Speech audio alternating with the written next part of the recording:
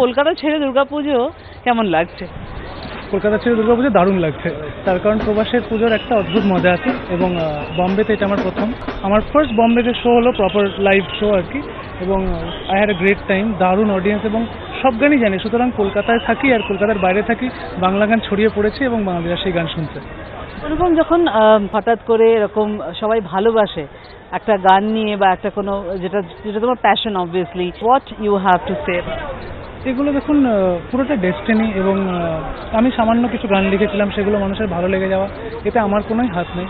There is a much bigger power acting, এবং আমি কৃতজ্ঞ সেই ভাগ্যের কাছে, সেই ডেস্টিনির কাছে যে আমি এত মানুষের কাছে পৌঁছাতে পেরেছি এবং আমার এই অল্প জীবন সার্থক। চতুষ্কোণের একটা গান যদি 2 লাইন আমাদের শোনাতে, আমি জানি অনেকক্ষণ ধরে তুমি গান গাই।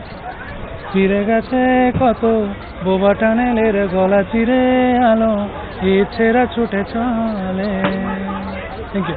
Thank you so much. 5 টাকা দিয়ে দিনের শুরু, 16 টাকা দিয়ে শেষ, 3 টাকা দিয়ে মুক্তি কিনে হব নিরুদ্দেশ।